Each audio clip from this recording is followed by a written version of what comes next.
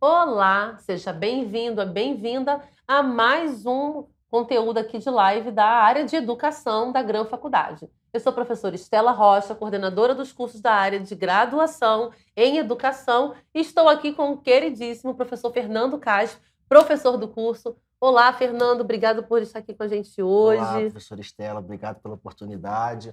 Olá a todos, é um prazer estar aqui, estar ao lado da professora Estela e poder compartilhar um pouquinho mais sobre alguns assuntos que vamos falar no dia de hoje. Bom, a nossa conversa hoje é para falar sobre as tecnologias digitais. Como é que é essa relação com o processo de alfabetização e letramento e quais são os caminhos possíveis? Bom, esse ano de 2023, professor Fernando, a gente sabe, a gente está acompanhando aí a legislação, o Brasil assinou o Pacto na Alfabetização na Idade Certa. Então, o que significa isso de modo mais geral? É que a gente assume novamente um compromisso de que meninos e meninas entre ali os seus 6, 7, no máximo 8 anos de idade, já saiam da escola, não só conhecendo as letras, né, nesse processo de alfabetização, mas de letramento de mundo, de entendimento do qual é seu papel social, correto? Com certeza. E esse é um compromisso que o Brasil precisa assumir, uma vez que ele se pensa como um país em desenvolvimento, para estar à frente junto a outras nações, né, em prol da sustentabilidade humana, de tudo que a gente sabe que é importante, correto? Sim. E quando a gente fala de alfabetização e letramento, quem está em casa talvez tenha algumas dúvidas. Você pode explicar um pouquinho o que seria, então, essa ideia de alfabetização, de letramento? Vamos lá. Pessoal, quando a gente se refere, né, ao processo de alfabetizar, é o processo em que eu vou demonstrar a codificação, a simbologia, o seu uso, a sua escrita, como é feito. Então, é um processo voltado para que o aluno ou para que a pessoa que está aprendendo possa decodificar, né, o que aquele símbolo, aquela simbologia quer dizer. Entretanto, quando a gente vai para o letramento, é quando o aluno desenvolve, então, a habilidade de poder visualizar, né, a simbologia, bem como compreender, entender, aplicar, raciocinar o que aquela palavra, o que aquela letra, o que aquela frase quer dizer. O letramento, ele é a amplitude, assim dizemos, da alfabetização. Eu posso reconhecer a simbologia, ler o que aquela frase quer dizer, mas eu posso não interpretá-la. Uma coisa muito comum que a gente vê no dia a dia é quando uma pessoa, por exemplo, ela está num ponto de ônibus e você vê a nomenclatura do ônibus quando está se direcionando e muitas pessoas costumam parar o ônibus para fazer a pergunta se de fato aquele ônibus passa em tal lugar. Isso é uma coisa que eu observo, já não é de hoje, mas a gente percebe a dificuldade que as pessoas têm de ler no sentido compreensão do que aquele texto.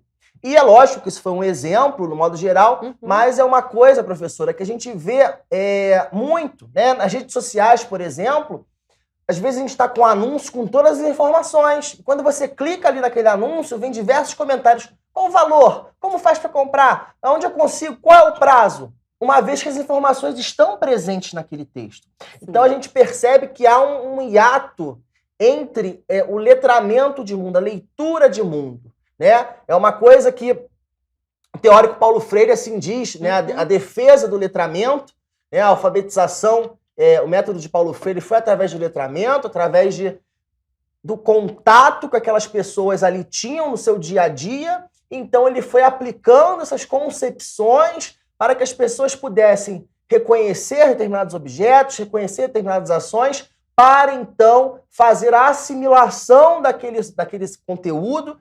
Então as pessoas estariam de fato alfabetizadas e letradas. Então é importante entender essa diferença, né? Uma vez que você identifica a simbologia, outra vez que você identifica, compreende e por assim consegue fazer essa leitura de mundo. Uma coisa interessante que você veio falando ali sobre a questão da alfabetização, e você falou do letramento, você falou ali da questão das redes sociais, uma vez que todas as informações estão postas e as pessoas parecem ter dificuldade na compreensão.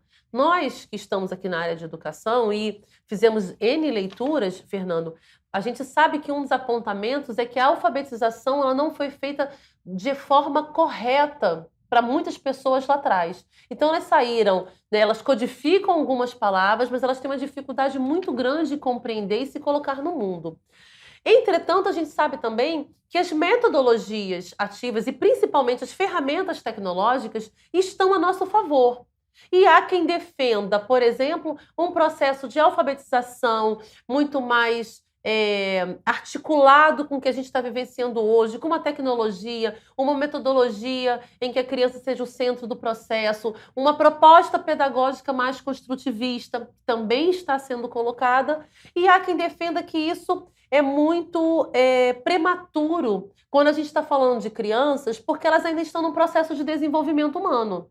E a tecnologia poderia, talvez, tirar a atenção, não consolidar o foco. Eu sei que você vai trazer alguns olhares sobre isso. E em um deles, você também vai defender ainda o uso dessa mãozinha que escreve.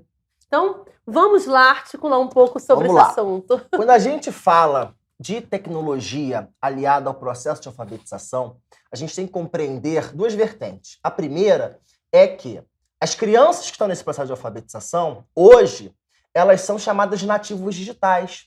Elas nasceram e desde aquela criança muito pequena, né, aquele bebê, tem contato com essas ferramentas digitais, tem contato com smartphones, tem contato com computador, com tablet. Então, isso gera uma familiaridade para com essas crianças compreenderem o mundo. E a segunda vertente é que tanto a tecnologia quanto qualquer outro tipo de ferramenta a ser utilizada em sala de aula tem de ter uma intencionalidade pedagógica. Uma vez que eu tenho uma intencionalidade pedagógica com o uso de uma ferramenta, com o uso de uma tecnologia, o que quer que seja, eu consigo aliar ali a outras práticas, a outras metodologias de ensino.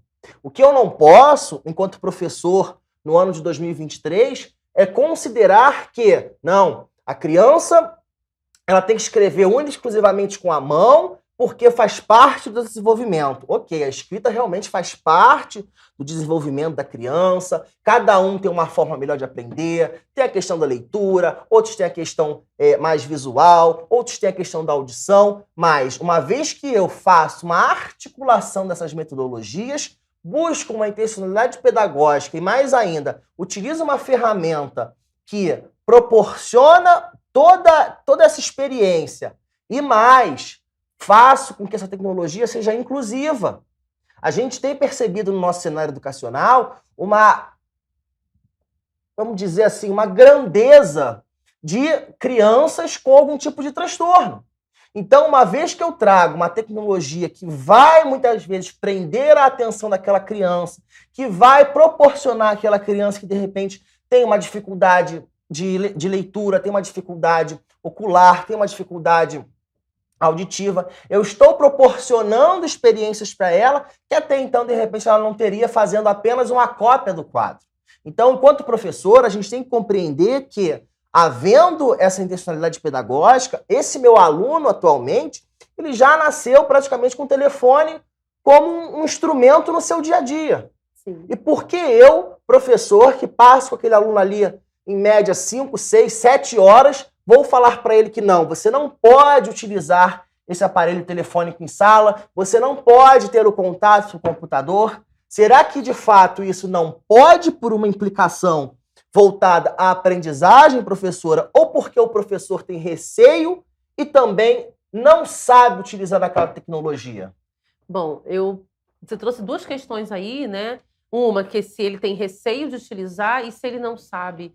E aí eu apontaria que a gente tem os professores que sabem utilizar e já se colocaram, de alguma forma, em processos de formação continuada, e por isso que, de fato, ele consegue fazer isso de forma muito bem conduzida. A gente tem os professores que têm receio, até por falta de uma formação inicial, talvez ali muito bem desenhada, que faz com que esse professor hoje, por exemplo, fique com medo de ser questionado pelo estudante, ele não sabe como vai responder, ele segue só a cartilha do livro, o livro didático. A gente sabe que por muito tempo o Brasil adotou que a formação inicial do professor ela não é completamente adequada, então ele precisa de um material de suporte, e a gente tem N editoras que fazem esse suporte ao professor, muitas das vezes não da forma mais adequada, mas porque deixa o professor mais inseguro. E temos os professores que não sabem como fazer, porque não que ele não está nessa era, porque ele sabe fazer daquela forma que ele já vivencia. Uma sala em que seja um ambiente alfabetizador, então tem vários elementos que aquela sala dialoga, e ele não faz porque ele não sabe ou porque a escola não proporciona esse material. E aí, Fernando, é interessante, eu vou trazer um exemplo aqui para você, que eu acho que é um exemplo que pode ser o pulo do gato que a gente vai trazer para os colegas que estão nos vendo hoje. Minha filha de 11 anos, hoje ela está com 11, quando ela era pequena, ela pegava o celular e ela identificou que se ela começasse a escrever algumas palavras no WhatsApp, a palavra parecia certa e ela conseguia terminar de fazer o encaminhamento dela. Então ali eu percebi que ela estava no processo, né, de alfabetização. Às vezes ela queria escrever uma palavra, vou dar um exemplo, a palavra casa, que é uma palavra que a gente sabe que ela tem uma escrita, uma grafia, mas em termos sonoros, a gente tem um S que tem o som de Z, então isso faz uma mudança.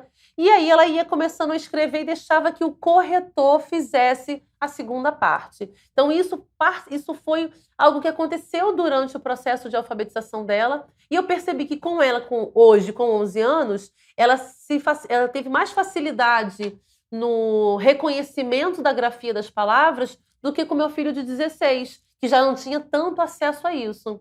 Então, é nessa relação que a gente está falando de utilizar o recurso tecnológico ao meu favor? Sim, a gente precisa entender, gente, que, de novo, né, quando eu tenho um propósito para aquilo, eu não posso querer chegar, gente, ó, pega o telefone, vamos começar a aula, e eu não vou ter um propósito para acontecer aquilo. Agora, quando eu participo, o aluno, daquela minha aula e utilizo a ele, né? Vamos utilizar um buscador da internet para facilitar a gente fazer uma leitura, para que vocês tragam diversos olhares sobre determinado tema. Então, quando eu uso esse instrumento, eu tenho um êxito, né? E quando a gente trabalha a alfabetização, a gente tem diversos programas, diversos aplicativos que carecem aí de identificando a letra, identificando a palavra, né? O aluno ali, ele fica concentrado naquilo, você consegue gerar ali uma disputa saudável entre grupos, você consegue com que ele tenha atenção àquela tela, né? Porque, gente, hoje, você entra numa sala de aula, é o mesmo formato de uma sala de aula de 10, 20 anos atrás. O processo de alfabetização é o mesmo estilo que é colocado o alfabeto.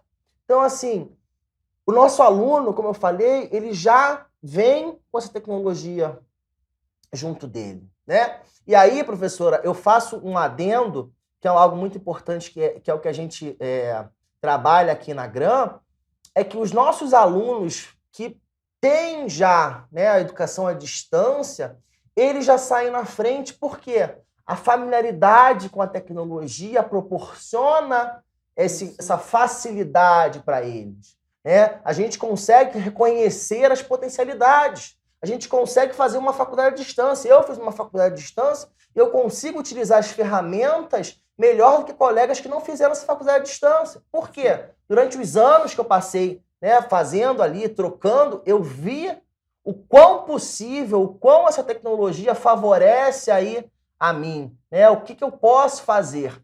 E nada mais justo do que compreender e aplicar também em sala de aula. Então, você muitas vezes não precisa saber muito, mas se você reconhece a potencialidade de uma tecnologia, você, mesmo sendo um curioso da área, você vai junto lá à internet, ao buscador, ao que quer que seja, você vai buscando outras formas de você conseguir inserir esses alunos. Então, o aluno de educação à distância, principalmente aqui da GRAM, ele já sai na frente, porque você já tem esse contato.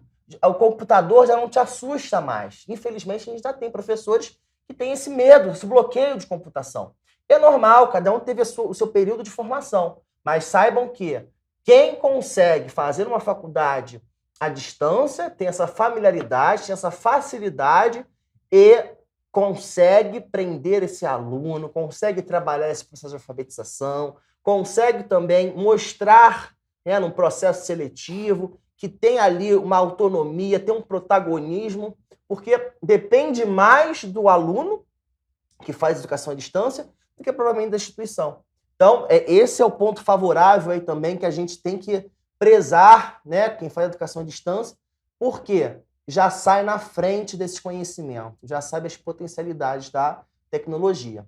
Então, gente, é justamente isso que a gente tem que observar. É possível esse uso, é óbvio que muitas vezes você está num ambiente escolar que não tem essas ferramentas, mas você consegue, pelo menos ali, saber dessa intencionalidade, sugerir que aquele aluno conheça, porque o que você for trazendo a ele que possa aprimorar aquele momento, aprimorar aquela prática, junto àquela família também, que é importante você trazer a família nesse processo de alfabetização, você vai ter êxito nessa sua ação. Então, saibam que é possível, mas depende aí também do nosso compromisso em conhecer as novas tecnologias, se debruçar em como utilizá-las e saibam, professor, ele não será substituído pela tecnologia uma vez que ele consiga trabalhar utilizando-a bem. Porque, de fato, professora, por mais que a gente tenha aí diversas tecnologias, né, que já estejam vindo aí com uma proposta, né, de substituir o ser humano, enfim, em movimentos mais braçais, há também já demonstrações, e aí é uma coisa que a gente vai falar lá na frente, por exemplo, do ChatGPT, que ele consegue fazer a ação, mas não esperado, não o ideal que, de repente, um ser humano faria. Correto. Então, a gente consegue encontrar ali que essa substituição do professor, isso não vai ocorrer.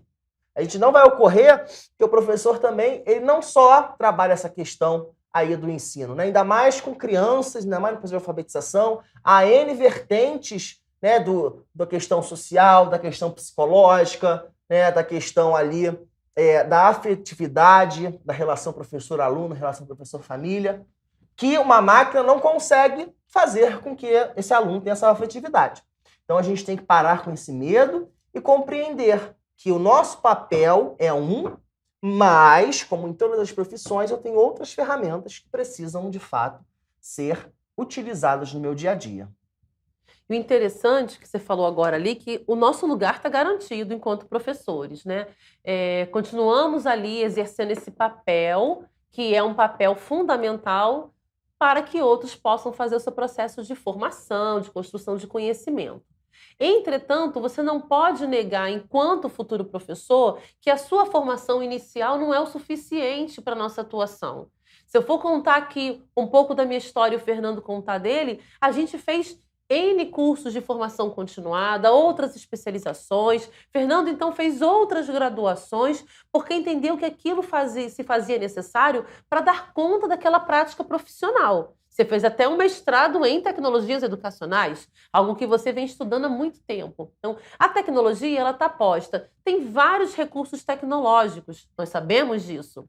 E, principalmente, o que eu acho que a gente tem que deixar aqui demarcado nesse espaço, Fernando, é que esse professor, não que ele vá romper com uma pedagogia tradicional, mas que ele busque cada vez mais uma proposta de atividade, ou seja, uma metodologia ativa em que esse estudante seja o centro do processo. Quando você resgatou Paulo Freire falava das palavras geradoras, que serviam para jovens e adultos, mas elas também servem para as crianças. Qual é o universo vocabulário dessas crianças? Não é? O que elas estão ouvindo, estudando? O acesso ao celular, quais são os joguinhos que elas estão utilizando? Ou seja, a gente tem ali várias possibilidades, não é? Você quer deixar uma última dica para esses colegas que estão nos assistindo? Não tenham medo da tecnologia. Utilizem-a e, mais do que isso, aproveitem o período da graduação de vocês para vocês explorarem a plataforma, para vocês explorarem as dicas que os professores dão, porque isso é o que vocês vão utilizar no dia a dia da profissão. Então, não tenham medo, não tenham esse receio, mas mostrem para o que vocês vieram quando estiverem em sala de aula. Não recuem, tá bom? Bom, Fernando, quero agradecer esse bate-papo de hoje. A gente vai ter uma série de atividades esses dias, vários temas que vão ser divididos aqui por essa dupla dinâmica. E um beijo em todos e até a próxima live. Tchau, tchau, gente. Até a próxima.